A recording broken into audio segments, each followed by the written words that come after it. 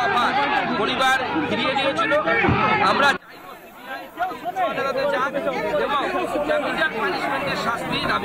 বিচারক বলছেন আইন মেনে এই 17 লক্ষ টাকা দেওয়া হয়েছে, আইন মেনে। পশ্চিমবঙ্গ সরকারের আইন থাকতে পারে হয়তো, সেই জন্য এটা করা হয়েছে। মমতা বন্দ্যোপাধ্যায় বলছেন যে আমি স্যাটিসফাইড নই, আর যদি এটা আমাদের রাজ্য পুলিশের হাতে থাকতো তাহলে আজকে ক্যাপিটাল পানিশমেন্ট হতো। তাহলে ওনাকে প্রশ্ন করুন, কামদুনি কাণ্ডে কেন ছাড়া পেয়ে গেছিল? কামদুনি কাণ্ডে যাদের ক্যাপিটাল পানিশমেন্ট হয়েছিল তারাই উচ্চ আদালতে গিয়ে কিভাবে ছাড়া পেয়ে গেলেন? মানে তাদের ক্যাপিটাল পানিশমেন্টে বাদ চলে গেল। মানে সিবিআই কি প্রমাণ পেল না বলে সিবিআই অ্যারেস্ট করে দিল, কোনো লাভ হবে কি? সে তো ছাড়া পেয়ে যাবে। তথ্য প্রমাণ সমস্ত লোপাট করার কাজ তৃণমূল কংগ্রেসের পুলিশ করেছে, মমতা বন্দ্যোপাধ্যায়ের পুলিশ করেছে।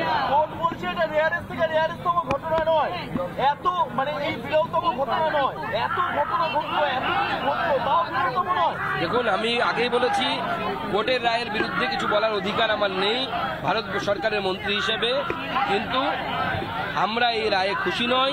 আমরা মনে করি এটা বিরল থেকে বিরলতম ঘটনা। সিবিআই এর আইনজীবী বলেছিল গতকাল, সিবিআই এর আইনজীবী বলেছিলেন বিরল থেকে বিরলতম ঘটনা এবং সর্বোচ্চ শাস্তি হওয়া প্রয়োজন।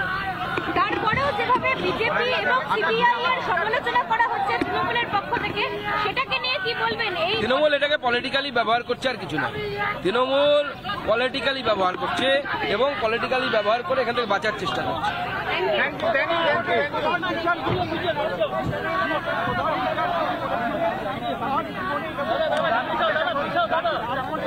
আমার মনে হয় উচ্চ আদালতে গেলে আমরা অন্য রকমের রায় পাবো। সিবিআই এর উচিত উচ্চ আদালতে যাওয়া। আমি আগে বলেছি ভারতবর্ষের মন্ত্রী হিসেবে আমি ক্রিটিসিজম করতে পারি না, কিন্তু আমরা এই রায়ে একদম খুশি নই।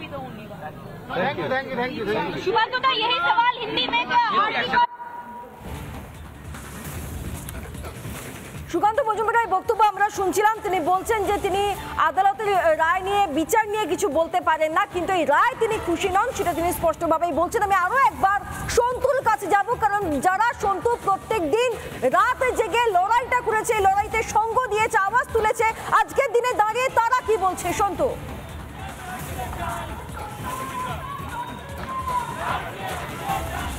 দেখো, তাদের সঙ্গে সরাসরি কথা বলার চেষ্টা করবো। তারাই রাত জেগেছেন, তারাই রাস্তা দখল করেছেন, তারাই রাত দখল করেছেন, তারাই বলছেন লড়াইটা করতে হবে চোখে চোখ রেখে।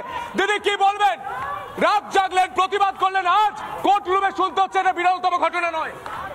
মানে এর থেকে দুঃখের বিষয় আর কিছু বলার নেই, যে আমরা প্রত্যেকে জানি কি নৃশংসভাবে ধর্ষণ হয়েছিল।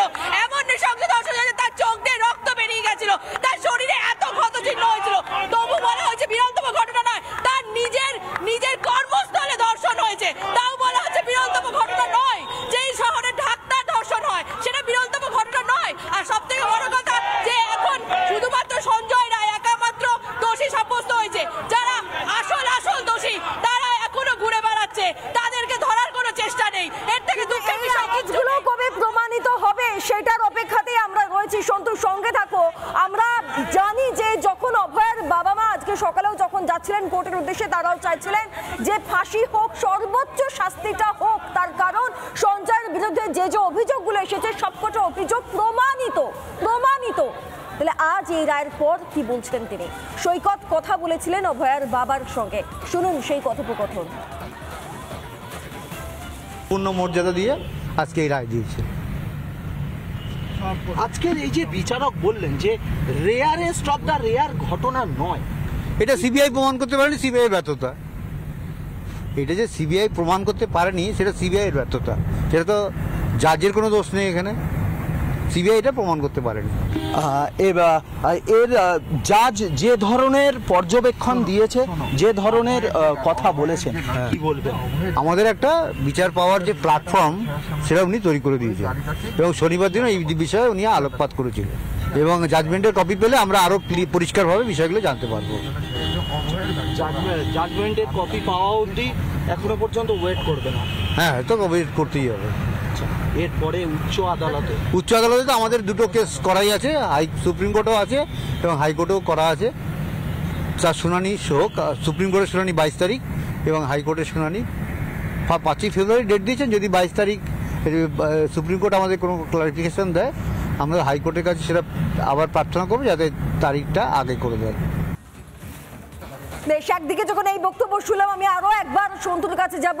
আজ রাস্তায় অভয়া মঞ্চ রয়েছে, তারা আজকে পথে নেবে। এই রায়ের পর কি বলছে আমরা তাদের আওয়াজগুলো আরো একবার স্পষ্টত শুনবো। শুনতে একটাই প্রশ্ন, আর কত জোরে জোরে বললে বুঝতে পারবে যে না, আমরা প্রকৃত বিচারটা এখনো পাইনি, এখনো না।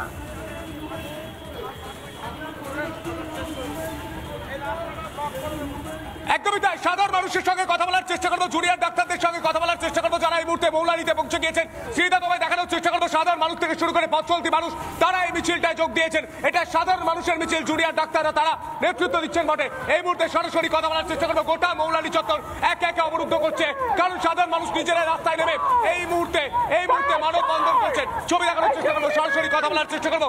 স্যার, কি বলবেন? বিচারক তিনি বলছেন এটা বিরলতম ঘটনা নয়। এটা কত বড় বিরলতম? একটি সরকারি হাসপাতালে সেখানে শুধু চিকিৎসক থাকে না, স্বাস্থ্যকর্মী থাকে না, সেখানে অনেক রোগী থাকেন, রোগীর বাড়ির লোকেরা থাকেন। সেরকম একটি সুরক্ষিত জায়গায় এরকমভাবে নৃশংস হত্যা যদি বিরল ঘটনা না হয়, তাহলে বিরলের যে সংজ্ঞা সেটা ভাবতে হবে। এই মুহূর্তে ছবি দেখানোর চেষ্টা করবো। সরাসরি মানববন্ধন শুরু হয়ে গিয়েছে এই মৌলালি চত্বরে। এই মুহূর্তে সেই ছবি রাজা, আমার ভিডিও জার্নালিস্ট, সরাসরি তুলে ধরছে। এই মুহূর্তে সরাসরি সেই ছবি শ্রীদা দেখতে পাচ্ছ। গোটা বাংলার মানুষ, গোটা দেশের মানুষ এই ছবিটা দেখতে চায়, এই ছবিটা দেখতে চায়। তারা জানতে চায় কোনটা বিরলতম ঘটনা, কোনটা বিরলতম ঘটনা। এই মুহূর্তে এই প্রশ্নটাই করছেন প্রত্যেকেই। এই মুহূর্তে সরাসরি সেই ছবি রাজা দেখাচ্ছে এবং যারা মানববন্ধন করছেন কথা বলার চেষ্টা করবো। স্যার, কি বলবেন? আজকে যে বিচার হয়েছে, বিচার হয়েছে, আর বাকিরা কোথায় গেল? বাকিরা কোথায় গেল? যে প্রশাসনের ইনভলভ, সেই সমাজ কি বিচার দেবে? কি বিচার দেবে সে প্রশাসন? যে প্রশাসন ইনভলভের মধ্যে ইনভলভ রয়েছে, ইনভলভ নয়, সিপি ইনভলভ, মুখ্যমন্ত্রী ইনভলভ। কি করছিল? মনিটরিং করছিল। আর এরপরে সিবিআই কি করলো? পুরো সিবিআই উল্টার মানপাট করলো। বড় কথা এই মুহূর্তে ছবি দেখানোর চেষ্টা করবো। বিরাট ছবি, বড় ছবি মৌলালিতে। এই মুহূর্তে আবারও মানববন্ধন, সেই মানববন্ধনের ছবি আমরা দেখতে পাচ্ছি। সরাসরি রাজা সেই ছবি তুলে ধরছে। গোটা বাংলার মানুষ, গোটা দেশের মানুষ দেখতে পাচ্ছে। এই মুহূর্তে সাধারণ মানুষ রাস্তায় নেমে তারা প্রতিবাদ করছেন। এই মুহূর্তে সেই ছবি, এখানে মানব শৃঙ্খল তৈরি করব, সেই ছবি আমাদের আরেকটা প্রতিবাদের সরাসরি রাজা তুলে ধরছে। সেই ছবি এই মুহূর্তে প্রতিবাদের অঙ্গ হিসাবে তারা মানববন্ধন করছেন। সেই ছবি রিপাবলিক বাংলা আমরা তুলে ধরার চেষ্টা করছি। নানা ধরনের কন্টেন্ট দেখার জন্য লাইক করুন, শেয়ার করুন আমাদের ফেসবুক পেজ, সাবস্ক্রাইব করুন আমাদের ইউটিউব চ্যানেল। পাশাপাশি অন্যান্য ব্রেকিং নিউজের জন্য অবশ্যই চোখ রাখুন রিপাবলিক বাংলায়।